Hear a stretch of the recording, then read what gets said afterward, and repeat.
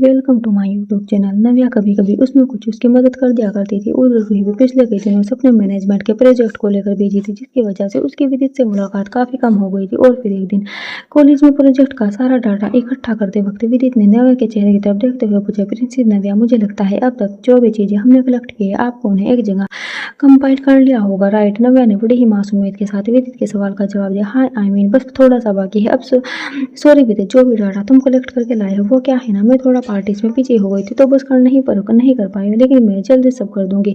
नव्या की मासूमियत देखकर विदित के होठों पर मुस्कुराहट आ गई। नव्या ने अपनी बड़ी बड़ी खूबसूरत आंखों से उसकी तरफ देखते हुए उसके मुस्कुराने का कारण पूछा। इस सवाल के जवाब में विदित ने उससे कहा, जानते हो नव्या, जब तुमसे पहली बार मिला था ना, मुझे लगा था तुम बहुत बिगड़े लड़चड़ी और रूड टाइप लड़की हो, लेकिन धीरे धीरे समझ आ रहा है तुम जैसे बाहर से देखती हो वैसी तो अंदर से तो बिल्कुल भी नहीं। विदित की बात सुनकर नव्या जोर से हंस पड़ी और फिर बड़े ही सीरियस अंदाज में उसने विदित से कहा, नव्या एक बार में समझ में आने वाली चीज नहीं है। हाँ, थोड़ी सी बिगड़ेल तो है, क्योंकि अंकल आंटी ने सच में प्रिंसेस की तरह पाला है। विदित ने हंसते हुए कहा, अजीब नमूनी हो यार तुम, अपने बाप को नव्या और पेरेंट्स को अंकल आंटी बोलती हो।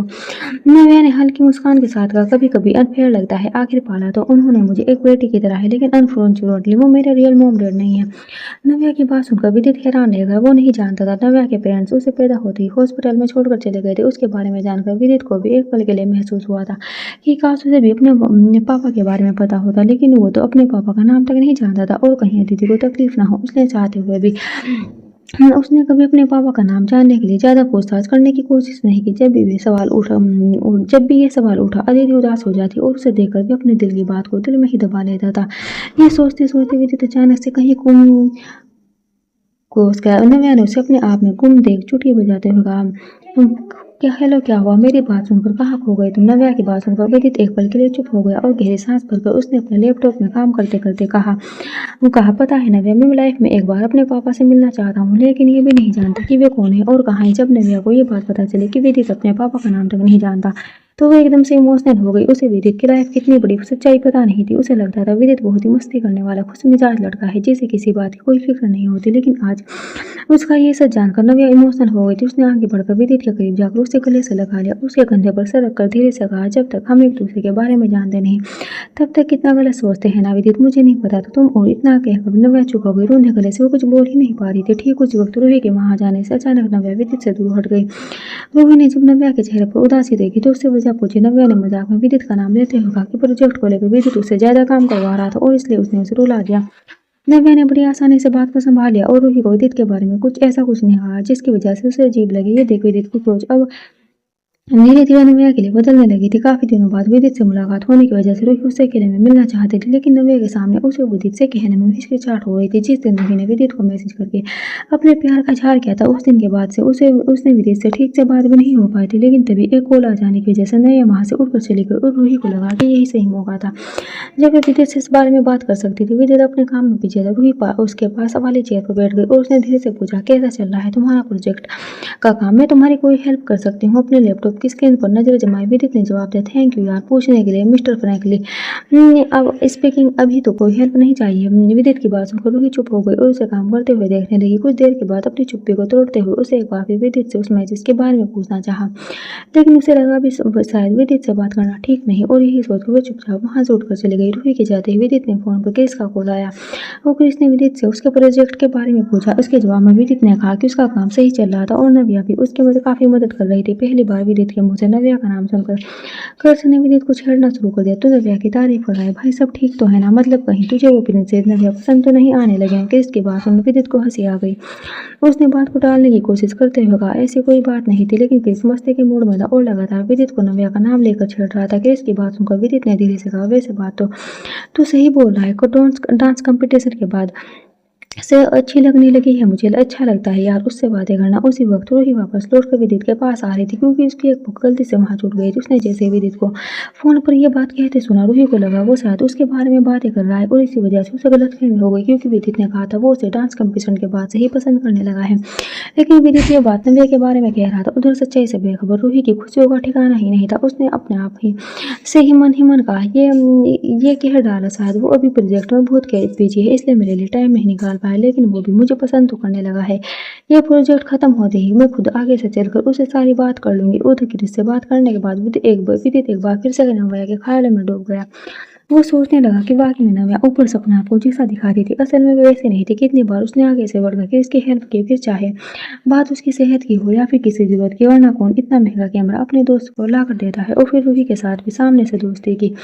वो इस शहर में बिल्कुल नई और अकेली थी, लेकिन नव्या ने उसका साथ दिया। उसे भी कई बार नव्या ने इन चीज़ों में सपोर्ट किया। उसके बारे में सोचते विदित की नज़र अपने आप ही नव्या पर चली गई। वो कुछ दूर खड़ी होकर किसी से फ़ोन पर बातें कर रही थी। कभी ठागा मांग कर हंसती तो कभी बच्चों की तरह मुँह बनाती, कभी चिढ़ती, कभी धीरे से मुस्कुराती।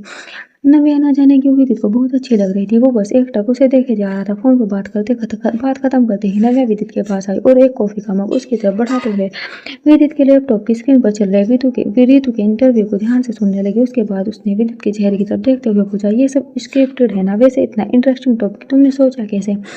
विदित ने एक नज़र घूरकर नव्या की तरफ देखा। उसका सवाल सुनकर उसे हंसी आई थी। उसने नव्या से कहा, प्रिंसेस नव्या, यह आपकी परियों की दुनिया नहीं है और ना ही मैं कोई फेक डॉक्यूमेंट्री बना रहा हूँ। ये सब सच है। विदित की बात सुनकर नव्या ने उससे पूछा कि उसकी मॉम के एनजीओ में ऐसा क्या अलग था जिसके ऊपर वो डॉक्यूमेंट्री शूट करने की कोशिश कर रहा था। नव्या के सवाल पूछने पर विदित ने उसे लड़कियों के गायब होने वाली बात बताई और कहा कि वो उसी के ऊपर अपना फिल्मी प्रोजेक्ट बनाना चाहता है, लेकिन नव्या को लगा उसमें साथ कुछ खतरा हो सकता है। उसने डरते हुए विदित से कहा, क्या सच में ये करना जरूरी था? लेकिन इससे पहले कि विदित नव्या के सवालों का जवाब देता या अपनी बात आगे बढ़ाता, उसने अचानक वैसे एक तस्वीर को जूम करके देखना शुरू किया। ये तस्वीर उसी वक्त की थी जिस वक्त वो एनजीओ में रुतो का इंटरव्यू ले रहा था। जिस आदमी को उसने देखा था उसकी एक धुंधली सी तस्वीर उसमें कैद हो गई थी। तभी अचानक से जैसे विदित को कुछ याद आया, वो झटके से अपनी जगह से उठकर खड़ा हुआ और उसने नव्या को वहां से अपने घर जाने के लिए कहा। वो खुद भी कहीं जरूरी काम से जाने की बात कहकर अपना सामान जल्दी जल्दी समेटने लगा। उसने अपना बैग और लैपटॉप नव्या को देते हुए कहा, अच्छा सुनो, ये सामान अपने साथ लेकर जाओ, मुझे जरूरत होगी तो मैं तुम्हारे घर से ले लूंगा। नव्या हैरानी से उसे देखते रह गई। विदित वहां से भागता हुआ सीधा अपने कॉलेज के बाहर आ गया।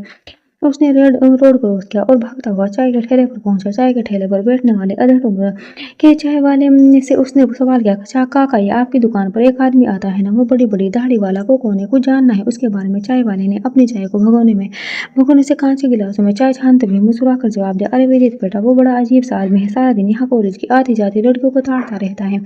क्या करे, कस्टमर है ना, कुछ कह भी तो नहीं सकते। विदित ने एक बार फिर पूछा, अच्छा काका, आखिरी बार कब आया था? चाय वाले ने विदित को एक तरफ इशारा करते हुए कहा कि वो अभी कॉलेज की बाउंड्री के पास ही खड़ा है। विदित की नजरें जैसे उस पर गई, उसने उसे पहचान लिया। वो समझ गया कि ये वही आदमी है। उस दिन मॉल में विदित उसका चेहरा ठीक से नहीं देख पाया था, लेकिन उसके हुलिये की वजह से उसे एनजीओ के बाहर देखकर उसे ऐसा लगा था कि शायद ये वही है। और जब चाय वाले ने कंफर्म कर दिया कि ये यहाँ पर खड़े होकर लड़कों को घूरता है, तो विदित को अपने सब पर यकीन हो गया। विदित जल्दी से जाकर पार्किंग एरिया से अपनी कार लेकर आया और अपनी कार के अंदर बैठकर उस आदमी को नजर रखने लगा। विदित ने उसकी कुछ फोटो भी क्लिक करने की कोशिश की। कुछ देर के बाद विदित ने देखा वो आदमी किसी से फोन पर बात करने लगा और बातें करते करते उसने अपनी बाइक स्टार्ट कर ली। विदित ने भी अपनी कार स्टार्ट की और धीरे धीरे उसके पीछे चलने के लिए आगे बढ़ा, लेकिन तभी नव्या का कॉल उसके मोबाइल पर आने लगा। नव्या ने दूसरी तरफ से उससे पूछा, विदित, वो एक क्लिक नहीं मिल रही, शायद मुझसे मिस होगा, प्लीज फिर से भेज दो ना। विदित ने नव्या को जवाब दिया, वो मेरे लैपटॉप पर है, नव्या प्रोजेक्ट फोल्डर में, तुम वहां से ट्रांसफर कर लो प्लीज। नव्या ने विदित का लैपटॉप निकाला और उससे जैसे ही ऑन किया, विदित के दीदी के साथ एक खूबसूरत सी पिक्चर स्क्रीन पर ओपन हो गई। उसी वक्त काव्या नव्या के कमरे में दाखिल हुई। उसकी नजर विदित के लैपटॉप की स्क्रीन पर पड़ी। उसने जल्दी से स्क्रीन की तरफ ध्यान से देखने की कोशिश की, लेकिन तभी अचानक से लैपटॉप शट डाउन हो गया। काव्या ने जल्दी से कहा, ये किसकी फोटो थी? नव्या बेटा, मुझे देखनी थी। नव्या ने विदित के लैपटॉप बैग में उसके लैपटॉप का चार्जर ढूंढने की कोशिश और ढूंढ जाते हुआ, ये लड़का बिना बंद लैपटॉप नव्या को दे दिया और इसका चार्जर भी नहीं है। नव्या के पास भी सेम लैपटॉप नहीं है, वरना चार्जर यूज कर लेती, बाद में कहेगा नव्या ने काम नहीं किया, नव्या को बड़बड़ा दे दिया। काव्या ने एक बार फिर से उससे पूछा कि ये फोटो किसकी थी। नव्या ने सारी बात काव्या को बताई और उससे पूछा कि वो उस फोटो को क्यों देखना चाहती है। काव्या ने बात टालते हुए कहा, एक झलक देखकर मुझे लगा वो फोटो मेरी एक पुरानी दोस्त की है, बस इसलिए पूछा। उधर नव्या का कॉलेज आ जाने की वजह से वो आदमी विदित की नजरों से ओझल हो गया। विदित ने अपनी नजर चारों तरफ दौड़ाई, तभी उसकी नजर सामने बाइक पर जाती उस आदमी पर पड़ी और उसने अपनी कार की स्पीड बढ़ाते हुए उसका पीछा करना शुरू कर दिया। कुछ ही देर के बाद वे आदमी एक बड़ी सी बिल्डिंग के पास पहुंचा और अपनी बाइक को वहां पर पार्क करने के बाद वो उस बिल्डिंग के अंदर दाखिल हुआ।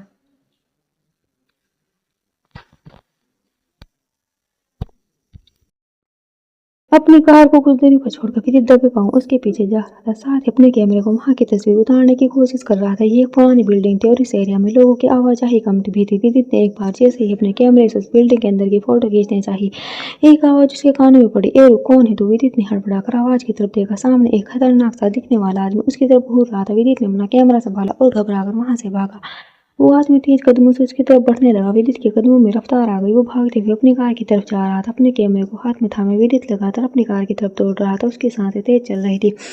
और भी सर से पैर तक पसीने में तरबतर हो चुका था। विदित ने पलट कर देखा तो वो आदमी अब भी उसके पीछे आ रहा था, लेकिन अब तक विदित अपनी कार के करीब पहुंच चुका था। उसने लपक कर अपनी कार में बैठते हुए कार को स्टार्ट किया और तेज स्पीड से वहां से निकल गया। वो आदमी हाँफता हुआ विदित की कार को जाते हुए देखता रहेगा। विदित ने मुस्कुराकर अपने कैमरे की तरफ देखा, जिसमें उस बिल्डिंग की कुछ वीडियोज और पिक्चर्स कैद कर चुका था। वो कुछ दूर आगे जाने के बाद विदित ने अपनी कार को एक तरफ रोका और कैमरे में फोटोज और वीडियोस को चेक करने लगा। तभी अदिति का कॉल विदित के पास आया। कहाँ हो तुम अदिति? कहाँ हो तुम विदित? अभी तक घर क्यों नहीं आया? विदित अदिति को सच नहीं बता सकता था।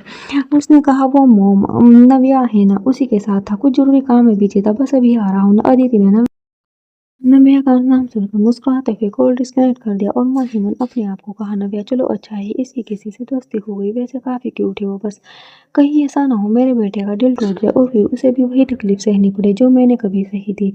उधर विदित अपना लैपटॉप लेने के लिए अपनी कार से नव्या के घर की तरफ मोड़ दिया। उसने नव्या को फ़ोन करके बता दिया था कि वो उसके घर अपने लैपटॉप लेने आ रहा था। कुछ देर के बाद जब वो नव्या के घर के बाहर पहुंचा तो उसका आलीशान बंगला देखकर हैरान रह गया। नव्या का घर वाकई में किसी महल से कम नहीं था। घर के बाहर सिक्योरिटी कैमरा और गार्ड्स थे। विदित ने मन में सोचा कि शायद इससे नव्या किसी राजकुमारी की तरह बिहेव करती थी। विदित ने बाहर खड़े गार्ड से नव्या से मिलने के बारे में पूछा, तभी उसकी नजर सामने लगे नेम प्लेट पर पड़ी। बड़े बड़े अक्षरों में लिखा था डॉक्टर दक्ष सक्सेना। विदित ने उस नाम को 2 से 3 बार पढ़ा। उसे ऐसा लगा जैसे ये नाम उसने पहले कहीं सुना था, लेकिन इससे पहले कि वो आगे अपने दिमाग पर जोर डालकर कुछ याद करने की कोशिश करता, सामने से नव्या उसे आते हुए नजर आई। विदित को देखते ही नव्या ने झूठ मूठ का गुस्सा दिखाते हुए कहा, कहाँ गए थे तुम? यह पकड़ो अपना लैपटॉप, इसका तो चार्जर भी बैग में नहीं था। नव्या काम भी नहीं कर पाई और ये लो तुम्हारे लिए। इतना कहकर नव्या ने अपने हाथ पकड़ा हुआ एक प्लास्टिक का बॉक्स विदित की तरफ बढ़ा दिया। विदित ने उस बॉक्स को देख हैरानी से पूछा, ये क्या है प्रिंसेस नव्या? नव्या ने वो बॉक्स जबरदस्ती विदित के हाथ में थमाते हुए उसे कहा कि वो उसके लिए कुछ खाने का सामान लेकर आए थे, क्योंकि वो जानती थी इतनी देर तक विदित ने कुछ नहीं खाया होगा। उसके बाद सुनते ही विदित ने नजर उठाकर देखा। नव्या की आंखों में भले ही शरारत थी, लेकिन साथ ही विदित के लिए ढेर सारी फिक्र भी नजर आ रही थी। विदित एक पल के लिए उसे देखता ही रह गया। वो किसी मासूम बच्चे की तरह हंस रही थी। तभी एक लाल रंग की लग्जरी कार वहां आकर रुकी। नव्या का ध्यान उस तरफ गया। उसने चिल्लाकर आवाज देते हुए कहा, अंकल यहाँ आइए ना, मैं आपको अपने दोस्त से मिलवाती हूँ। लेकिन जैसे ही नव्या ने पलट कर देखा विदित वहां से जा चुका, तो उसने मन ही मन विदित पर गुस्सा आ गया और फिर हॉस्पिटल से घर लौट आए दक्ष के साथ अपने घर के अंदर चली गई। कुछ देर के बाद विदित अपने जब घर पहुंचा तो उसने देखा अदिति घर पर नहीं थी। उसे घर में न देख विदित हैरान रह गया। अभी कुछ देर पहले ही तो अदिति ने उसे कॉल किया था। विदित ने घबराकर अदिति को कॉल किया। कई बार रिंग जाने के बाद जब अदिति ने उसका कॉल उठाया तो उसे बताया कि वो कुछ देर पहले ही एनजीओ के लिए निकल गई, क्योंकि वहां पर कोई इमरजेंसी आ गई थी। जब विदित ने पूछा वो किस इमरजेंसी के बारे में बात कर रही थी, तो उसने अपने बेटे को कुछ नहीं बताया, लेकिन अदिति की कांपती हुई आवाज किसी खतरे की तरफ इशारा कर रही थी। विदित के लिए अब घर रुकना मुश्किल हो गया था। वो अपने घर के एनजीओ की तरफ निकल गया। उधर लखनऊ में अपने बड़े से बंगलों के अंदर डाइनिंग टेबल पर खाना खा रहे विराट के सामने तरह तरह की डिशेज रखी हुई थी। वो अकेले ही वहाँ खाना खा रहा था। मोबाइल की रिंग बजी। मैनेजर संजय का नंबर देखते ही विराट ने कॉल रिसीव किया। उधर से संजय की आवाज आई, वो काम हो गया है और किसी को कानो कान खबर भी नहीं लगी। आप चिंता मत करिए सर, जो भी घाटा हमें हुआ था उसकी भरपाई अच्छे से कर लेंगे। सुनते ही विराट के होठों पर मुस्कुराहट आ गई। उसने संजय को उस काम को ठीक तरीके से पूरा करने के लिए शाबाशी दी। विराट की आंखों में एक अलग ही चमक दिखाई दे रही थी। उसने अपना डिनर खत्म किया और बड़े ही खुश होते हुए अपने लग्जरी बेडरूम में चला गया। विराट अभी रघुवंश से होश में ही रहता था, लेकिन अब वहां का नजारा पूरी तरह से बदल चुका था। उस घर में हर चीज विराट की पसंद की थी। विराट ने अपने पापा अमित जी के दुनिया छोड़कर जाने के बाद उनके कमरे की किसी भी चीज को डिस्टर्ब नहीं किया था। उनका कमरा आज भी वैसा ही था। जब कभी विराट को अपने पापा की याद आती वो घंटों वहां बैठकर उन्हें याद करता था। हाँ, लेकिन एक कमरा ऐसा भी था जिसमें पिछले 16 सालों से विराट ने कदम नहीं रखा था, और वो था विराट का रूम, जो कभी उसका और अदिति का बेडरूम हुआ करता था। उस रूम के बाहर की बालकनी विराट की पसंदीदा जगह थी, जहाँ कई बार उसने अदिति के साथ बैठकर कॉफी पी थी। वो रूम, वो सारी जगह जहाँ से अदिति की यादें जुड़ी थी, उसने उनसे विराट ने अपना नाता तोड़ लिया था। वो पूरी कोशिश करता था उन चीजों से दूर रहने की जिनके जिक्र से उसे अदिति का ख्याल आता था। अब विराट अपने घर के उस रूम में रहता था जहाँ बालकनी नहीं थी, बस एक बड़ी सी खिड़की जो बाहर बगीचे में खुलती थी। अदिति के जाने के बाद विराट कभी उस कमरे में नहीं गया था। उसने अपनी जिंदगी को सबसे दूर एकदम अकेला कर लिया था। वहीं दिल्ली शहर में विदित जैसे ही एनजीओ पहुंचा, उसने देखा कि वहां पर पुलिस की एक टीम थी और विदित शालिनी के साथ काफी परेशानी भरी हालत में बैठी हुई थी। उसने उसकी आंखें नम थी, जैसे कि वो अभी अभी काफी रोई हो। विदित समझ गया जरूर वहां कुछ हुआ था। विदित ने अदिति से पूछा, क्या हुआ मॉम, आप ऐसे परेशान क्यों लग रहे, क्या हुआ? और यहाँ पुलिस, लेकिन अदिति जैसे ही कुछ बोलने की हालत में नहीं थी। शालिनी ने एक चौंकाने वाली खबर विदित को सुनाई, जिसे सुनने के बाद विदित ने अदिति को अपने साथ अकेले में आने के लिए कहा। अदिति जैसे विदित के साथ दूसरे कमरे में पहुंची, विदित ने उससे कहा, मॉम आई थिंक आपको इंस्पेक्टर को उस बाइक वाले आदमी के बारे में बता देना चाहिए। और मॉम आप मुझे मैंने उसका पीछा भी किया था, मेरे कैमरे में उसकी कुछ तस्वीरें भी आप चाहे तो। विदित अपनी बात कहता जा रहा था और अदिति आंखें फाड़ फाड़ कर उसे देख रही थी। अदिति ने लगभग चिल्लाते हुए विदित से कहा, एकदम चुप, कितनी बार तुझे मैंने कहा है विदित इन सब चीजों से दूर रहे। मैं तुझे इस केस में इन्वॉल्व नहीं करना चाहती, सुन लिया। अगर तूने इंस्पेक्टर को कुछ भी बताने की कोशिश की तो मुझसे कभी बात मत करना। जब अदिति ने विदित को पुलिस इंस्पेक्टर से उस बाइक वाले आदमी के बारे में कुछ भी कहने से मना किया तो विदित चुप गया। उसे समझ नहीं आ रहा था कि आखिर इतनी बड़ी बात हो जाने के बाद भी अदिति ऐसा कैसे कर सकती थी। विदित ने एक बार फिर अदिति को समझाने के इरादे से कहा, मोम हमारे एनजीओ में इतनी बड़ी घटना हो गई, ये रितु की सेफ्टी के लिए है, उसका किडनैप हुआ है मोम। विदित की बात सुन अदिति ने उसकी तरफ घूर कर देखा। उसकी आंखों में विदित के लिए नाराजगी साफ नजर आ रही थी। उसने झल्लाते हुए विदित की बात का जवाब दिया, और मैं तुम्हारी सेफ्टी को लेकर परेशान हूँ। मेरे पास तुम्हारे सिवा और कोई नहीं है, कोई भी नहीं। तुम अच्छी तरह जानते हो मैं रितु को ढूंढने के लिए पुलिस का साथ दूंगी, लेकिन तुम्हारे ऊपर कोई खतरा आए ये मुझे मंजूर नहीं। विदित अदिति की बात सुना। विदित को समझ आ गया कि इस वक्त उसकी सेफ्टी को लेकर बेहद परेशान हो और इसलिए उसे चुप रहकर अदिति की बात को मानना ही बेहतर समझा। उसने अदिति को इस बात का वादा किया कि वो अब इस मामले से दूर रहेगा। लेकिन रितु की किडनैपिंग की खबर ने विदित को अंदर तक हिला दिया था। पिछले बार भी जो लड़की एनजीओ से गायब हुई थी उसकी कुछ दिन बाद डेड बॉडी मिली थी और विदित इस बात को लेकर मन ही मन घबराया हुआ था। कहीं रितु के साथ ही भी ऐसा हो गया तो। कुछ देर अकेले में बात करने के बाद अदिति और विदित बाहर आए। अदिति ने को अब पूरा भरोसा था कि विदित उसकी बात मानेगा और उसके खिलाफ नहीं जाएगा। बाहर आते ही इस अदिति इंस्पेक्टर तेजेंद्र कोहली के साथ जरूर बातचीत में लग गई। इंस्पेक्टर एनजीओ के स्टाफ के हर इंसान के साथ पूछताछ करने में लगा हुआ था। हर एक व्यक्ति से रितु के बारे में सवाल किया जा रहा था। इंस्पेक्टर ने सिक्योरिटी गार्ड से पूछा, जब लड़की यहाँ से बाहर गई तुम कहाँ थे और बिना किसी की इजाजत के बाहर निकले कैसे? गार्ड ने डर की वजह से अपने दोनों हाथ जोड़ते हुए घबराई हुई आवाज में उसे बताया कि उसने रितु को बाहर जाते नहीं देखा था, जबकि वो पूरे टाइम अपनी जगह पर रहकर अपनी ड्यूटी अच्छे से कर रहा था। इंस्पेक्टर ने आगे बढ़ते हुए सानी ने कहा, यहाँ का मैनेजमेंट आपकी देखती है ना, हर आने जाने वाले की एंट्री बाहर होती है। क्या एनजीओ में कोई ऐसा इंसान आया था जिसका यहाँ से कोई लेना देना ना हो? साली ने पूरे दिन की गतिविधियों को याद करते हुए अपने दिमाग पर जोर डालने की कोशिश की, लेकिन उसे कोई ऐसा शख्स याद नहीं आया जिस पर शक किया जा सके।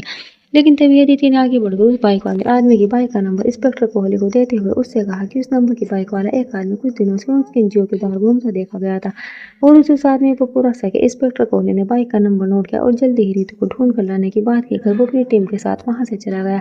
अभी कुछ दिन पहले ही वहाँ आई रितु को अदिति से अच्छा खासा लगा हो गया था। रितु और अदिति ने अपनी लाइफ में काफी कुछ एक जैसा जिया था, इस नाते भी अदिति को उससे एक अलग अटैचमेंट था। अब उसका इस तरह गायब हो जाना अदिति के दिल में खौफ पैदा कर रहा था। उसकी घबराहट उसकी आंखों में साफ दिखाई दे रही थी। साली ने अदिति के करीब आकर उसका हाथ पकड़ते हुए धीरे से कहा, इंस्पेक्टर कोहली पूरी कोशिश कर रहे हैं अदिति, लड़की मिल जाएगी, तुझे इतना परेशान होने की जरूरत नहीं है। अदिति ने नम आंखों से साली की तरफ देखा। साली ने और विदित दोनों ही अदिति को समझाने की कोशिश कर रहे थे। अदिति ने अदिति से घर चलने के लिए कहा। कुछ देर के बाद अदिति विदित के साथ अपने घर लौट आई। बड़ी मुश्किल से विदित के बार बार कहने पर अदिति ने खाना खाया। विदित अपने कमरे में सोने चला गया, लेकिन अदिति की आंखों से नींद को दूर थी। रितु का मासूम चेहरा रह रहकर उसकी आंखों के सामने घूम रहा था। अदिति बेचैन होकर अपने बिस्तर पर करवट बदल रही थी। आज उसे विराट की बहुत याद आ रही थी। उसने अपने मोबाइल में विराट की एक तस्वीर निकाली और न जाने क्या सोचकर वो विराट का नाम इंटरनेट पर सर्च करने लगी। 16 सालों में ऐसा आज पहली बार होता है जब अदिति ने विराट को ढूंढने या उसके बारे में जानने की कोशिश की थी। देखते ही देखते इंटरनेट पर विराट की कुछ लेटेस्ट तस्वीरें के साथ उसकी पूरी इन्फॉर्मेशन सामने आ गई। अदिति ने उसकी फोटो को गौर से देखा। अपनी जवानी के दिनों में लाखों लड़कियों के दिलों पर राज करने वाला और पहली नजर में किसी भी लड़की को पागल कर देना विराट आज भी वैसा ही दिखता था जैसा 16 साल पहले दिखता था। उसके चेहरे को जैसे उम्र के असर ने छुआ तक नहीं था। सुडोल कद काठी के साथ वो आज भी 28 साल की उम्र में दिखने वाला विराट ही लगता था। अदिति के होठों पर उसकी तस्वीर देखकर स्माइल आ गई। वो बड़े ही प्यार से उसका चेहरा देखने लगी। दिखने में अब भी पहले जैसा हैंडसम था, लेकिन अब अदिति ने गौर से देखा तो उसके चेहरे पर काफी कुछ बदल गया था। आंखों में अब शरारत की जगह संजीदगी थी। होठों पर शरारती मुस्कुराहट की जगह सख्ती नजर आने लगी थी। चेहरे के हाव भाव देखकर लग रहा था जैसे बरसों से वो दिल खोलकर हंसा नहीं हो। अदिति ने उसके फोटो से बातें करते हुए कहा, कैसे हो तुम विराट? पता है मुझे हर रोज तुम्हारी बहुत याद आती है विराट, बहुत याद आती है, लेकिन हिम्मत नहीं होती तुम्हारे सामने आने की। विराट अब तक तो शायद तुम मुझे नफरत करने लगे होगे ना, जानती हो, लेकिन क्या करूं विराट, मजबूर थी, वरना तुम्हें ऐसे अकेला छोड़कर कभी नहीं जाती। ठीक उसी वक्त अपने बेडरूम में बेड पर लेटे विराट अपने लैपटॉप में वो फ़ोल्डर खोला जिसमें उसकी और अदिति की कुछ फ़ोटो उसने सँभाल कर रख रखी थी। आँखों में ढेर सारा गुस्सा और नफ़रत लिए विराट उन फ़ोटो को देख रहा था। उसने अदिति की एक मुस्कुराती हुई फ़ोटो की तरफ देखा और फिर लैपटॉप को झटके से बंद करते हुए कहा, "डॉक्टर अदिति शर्मा, तुम इस दुनिया में जहाँ कहीं भी हो, कभी भूल कर भी मेरे सामने मत आना। तुमने मेरे साथ जो किया है, उस गुनाह की कोई सज़ा नहीं है। तूने विराट रघुवंशी का दिल तोड़ा है, उसे ज़िंदगी भर तड़पने के लिए छोड़ा है। वो मेरी स्वीट हार्ट मेरे साथ है, वरना तुमने तो मुझे जीते जी मार दिया था।" एक दूसरे से मिले हुए अदिति और विराट आज भी सबसे छिपकर एक दूसरे को याद करते थे। फर्क बस इतना था कि एक की यादों में बेशुमार इश्क था और दूसरे की यादों में बेइंतहा नफरत। विराट ने अपने लैपटॉप को गुस्से में साइड में रख दिया और अदिति ने भी अपने मोबाइल फोन में विराट की फोटो को देखकर प्यार से चूमते हुए अपने फोन को एक तरफ रख दिया। अदिति नहीं जानती थी कि इन दिनों विराट की जिंदगी में कौन था, वो किसके साथ रहता था, उसने शादी की या नहीं, वो इन सब के बारे में जानना चाहती भी नहीं थी। उसकी नजर में विराट उसका प्यार था और इसके अलावा किसी भी सच को जानने में उसकी कोई दिलचस्पी नहीं थी। उधर दिल्ली में एक बड़ी सी बिल्डिंग है, इधर अपने सामने रखे बियर के गिलास को एक घूंट में पीकर खत्म करने के बाद एक अनजान आदमी ने अपने बड़ी सी रिवेलिंग चेयर को घुमाया और गुस्से से किसी को फोन पर कहा, "वो लड़का मुझे किसी भी कीमत पर चाहिए, जिंदा या मुर्दा समझे, ऐसे कैसे वो हम तक पहुंच गया? तुम्हें ध्यान रखना चाहिए था ना, जरा सी गलती हमारे लिए कितनी खतरनाक साबित हो सकती है पता है ना।" फोन की दूसरी तरफ से किसी ने कहा, "कॉलेज में पढ़ने वाला लड़का है साहब, वो हमारा क्या है, कुछ नहीं बिगाड़ सकता है।" सुनते उस आदमी ने अपने रिवॉल्विंग चेयर पर से गुस्से से उठते हुए सामने रखे गिलास को फेंक दिया और चिल्लाकर कहा, "मुझे अपनी बकवास मत समझो, जैसा कहा है वैसा करो।" सामने से फोन पर बात कर रहे आदमी ने कहा कि वो उसके आदेश का पालन जरूर करेगा और फिर फोन रख दिया। इस अनजान शख्स ने कहा जोरदार हंसी के साथ ठाका मारो और अपने आप से कहा, "एक तीर और 2 निशाने।" वाह, ये उस बड़े आलीशान कमरे में उसकी हंसी बेहद खौफनाक तरीके से गूंज रही थी। रात का सन्नाटा दिल्ली की सड़कों पर वो सब चुका था। विद्युत और अदिति दोनों की आंखों से नींद गायब थी। अदिति ऋतु की किडनैपिंग और विदित की सेफ्टी को लेकर परेशान थी, क्योंकि वो इस केस में ज्यादा ही दिलचस्पी ले रहा था, जिसकी वजह से अदिति के दिल में एक अजीब सा डर बैठ गया था। उधर विदित ऋतु के गायब होने और जिस आदमी का उसने पीछा किया था उसके और इस घटना के बीच का कनेक्शन ढूंढने की कोशिश कर रहा था। वहीं रोहिणी ने अपने डर को कॉल लगाकर अपने दिल की बात बताने के बारे में सोचा। रोहिणी अभी भी कभी भी कोई छोटी से छोटी बात अपने डर से नहीं छुपाई थी। आज जब वो इसने विदित से कहते सुना कि वो भी उसे पसंद करने लगा है, तो उसे लगा कि इस रिश्ते के आगे बढ़ने से पहले ये बात उसके डैड को पता होनी चाहिए। काफी देर तक रिंग जाने के बाद रूही के डैड ने कॉल उठाया।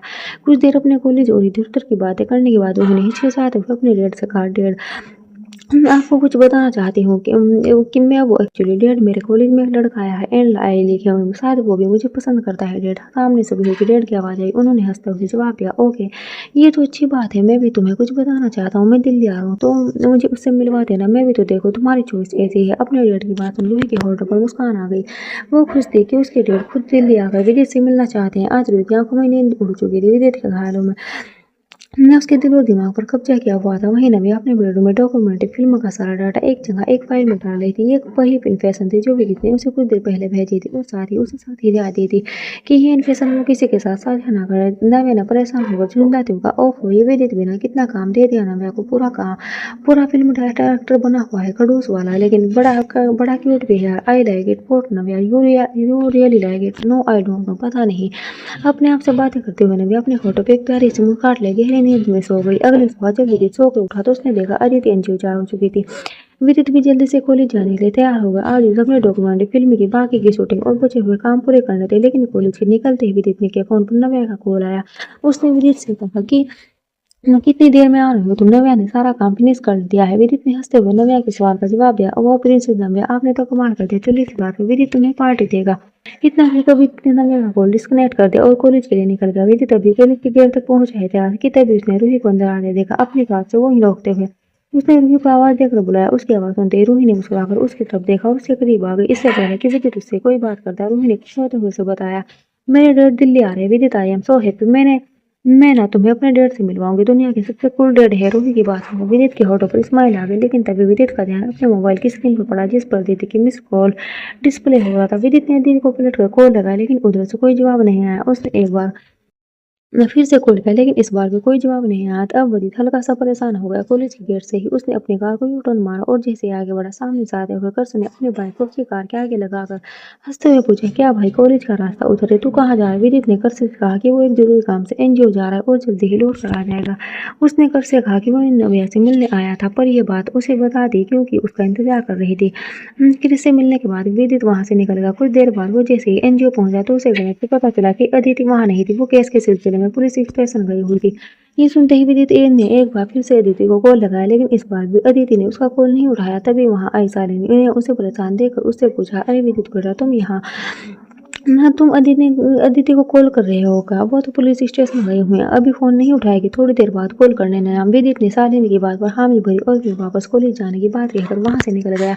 उधर पुलिस स्टेशन में इंस्पेक्टर तेजन कोहली के सामने परेशान हालत में बैठी अदिति इंस्पेक्टर की बजाय एक-एक टिप्पणी को ध्यान से सुन रही थी। अदिति ने इंस्पेक्टर कोहली को एनजीओ में काम करने वाले पूरे स्टाफ के बारे में सारी जानकारी दे दी। इंस्पेक्टर ने अदिति को बताया कि अभी तक रितु के बारे में कोई खबर नहीं मिली है, ना ही कोई संदिग्ध इतिहास या कोई ऐसा सुराग जो रितु के मर्डर की तरफ इशारा करते हो, इसलिए अभी वो कुछ नहीं कह सकते। लेकिन फिर एक बेहद चौंकाने वाली खबर इंस्पेक्टर कोहली ने अदिति को बताई। उधर कॉलेज में आज नव्या के लिए विदित का इंतजार करना भारी हो रहा था। वो बड़ी बेसब्री से विदित का इंतजार कर रही थी। नव्या को इस तरह परेशान देखकर कृष्ण ने उसे छेड़ते हुए कहा, क्या नव्या, आज विदित के बिना तेरा मन नहीं लग रहा क्या? नव्या ने मुंह बनाते हुए जवाब दिया, एक मिनट सो, तुझे पता है ना नव्या को वो तेरा छोटू दोस्त बिल्कुल भी सब पसंद नहीं। So please don't try to teach me. वैसे भी नव्या को किसी का वेट करने का शौक नहीं है। नव्या की बात सुनकर क्रिस जोर जोर से हंसने लगा। वो नव्या को चिढ़ा रहा था, उससे बार बार कह रहा था कि शायद वो भी विद्युत को पसंद करने लगी। कुछ देर चिढ़ने के बाद नव्या की क्रिस की हरकत पर हंस पड़ी। वो मन ही मन जानती थी कि वाकई में ऐसा हो रहा था। उसे विद्युत की याद आ रही थी। उधर अपनी क्लास में बैठी रूही का आज पढ़ाई में जरा भी मन नहीं लग रहा था अपने डैड के दिल्ली आने की और फिर उन्हें विदित से मिलवाने के ख्याल से उसे एक अजीब सी खुशी हो रही थी। विदित एनजीओ से मिलकर कॉलेज की तरफ आ रहा था, तभी उसके मोबाइल पर एक अननोन नंबर से कॉल आया। सामने से किसी ने उसे कहा, रितु पुरानी दिल्ली के रेलवे लाइन के पीछे वाले गोडाउन में है, आकर ले जाओ। विदित ने जब कॉल करने वाले से उसके बारे में पूछा तो उसने बताया कि वो रितु की चाची का कोई रिश्तेदार था जो इस वक्त उसकी चाची के ही कहने पर रितु को यहाँ लाया था, लेकिन वो उसके वापस भेजना चाहता था। विदित को कॉल करने वाले अनजान आदमी ने जब उसे कहा कि रितु इस वक्त पुरानी दिल्ली के रेलवे स्टेशन के पीछे किसी गोडाउन में थी, तो वो एक बार के लिए विदित को उसकी बात पर भरोसा नहीं हुआ। वो इस तरह किसी भी अनजान इंसान की बात पर विश्वास करके अपने आप को खतरे में नहीं डाल सकता था और इसलिए उसने उस शख्स से रितु के बारे में पूछताछ की। जब उस आदमी ने विदित को बताया कि रितु की चाची के कहने पर उसने रितु को अगवा किया था क्योंकि उसकी चाची उसके बदले उसे पैसे देने वाली थी, लेकिन ऐन वक्त पर वो अपनी बात से मुकर गई और इसलिए वो रितु को वापस एनजीओ भेजना चाहता था। ये बात सुनकर विदित ने उस आदमी से पूछा कि अगर वो वाकई में रितु को वापस भेजना चाहता है तो फिर खुद आकर एनजीओ को क्यों नहीं छोड़ जाता? वो क्यों चाहता है कि विदित आकर रितु को ले जाए?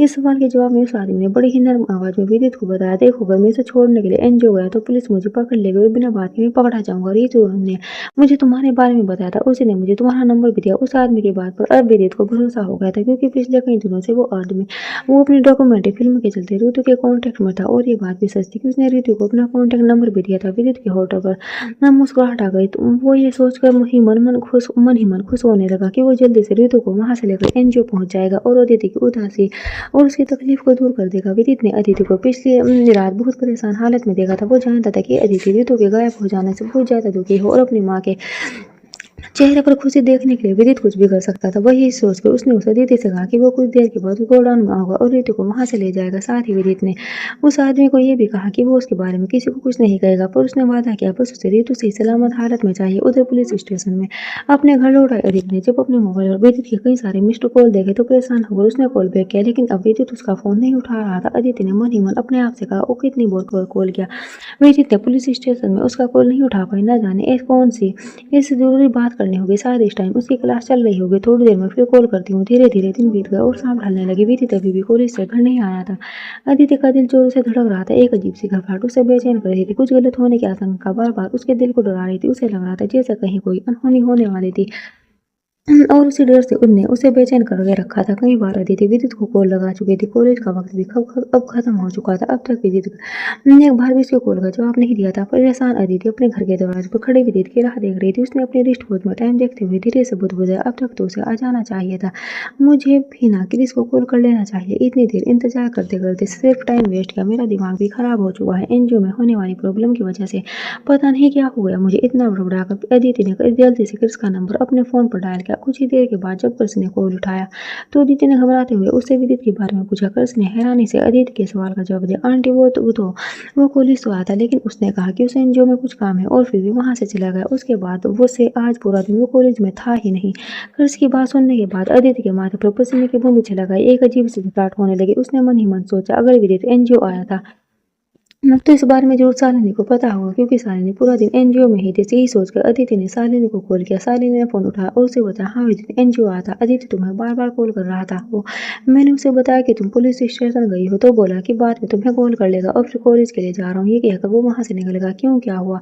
अदिति ने घबराते हुए शालिनी के सवाल का जवाब दिया। वो अभी तक घर नहीं लौटा शालिनी, मुझे बहुत घबराहट हो रही। शालिनी ने अदिति को तसल्ली देते हुए समझाने की कोशिश की कि विदित कोई छोटा बच्चा नहीं था, कॉलेज में पढ़ने वाला समझदार नौजवान था। हो सकता है वो अपने दोस्तों के साथ कहीं चला गया हो। अदिति भी अपने दिल को समझाने की बहुत कोशिश कर रही थी, लेकिन जैसे-जैसे वक्त बीत रहा था उसके लिए अपने आप को संभालना मुश्किल होता जा रहा था। दिल्ली शहर की शाम अब धीरे-धीरे रात में तब्दील हो रही थी और अदिति की बेचैनी बढ़ती जा रही थी। जब काफ़ी देर बीत गया तो फिर अदिति ने इंस्पेक्टर तृजेन कोहली को कॉल किया और उसे बताया, इंस्पेक्टर, मेरा बेटा विदित वो अभी तक घर नहीं लौटा है। उसके कॉलेज के दोस्तों से भी पता किया था, वो पूरा दिन कॉलेज में नहीं था और अभी तक घर नहीं आया। मुझे बहुत डर लग रहा है इंस्पेक्टर। इंस्पेक्टर कोहली ने अदिति को तसल्ली देते हुए कहा कि वो उसके कॉलेज के बाकी के दोस्तों से पता करे, लेकिन अदिति ने इंस्पेक्टर को बताया कि वो सब दोस्तों से पूछ चुकी थी और विदित का कोई अता पता नहीं था। ये बात सुनने के बाद इंस्पेक्टर को भी लगने लगा कि कहीं विदित के गायब होने के पीछे वही किडनैपर तो नहीं। अदिति के लिए अब एक पल भी बिताना भारी पड़ रहा था। वो नहीं जानती थी कि विदित कहाँ था और किस हाल में था। इंस्पेक्टर कोहली भी कुछ देर में अदिति के घर पहुंच गए। विदित की गुमशुदगी की रिपोर्ट दर्ज करवाई जा चुकी थी। Thanks for watching.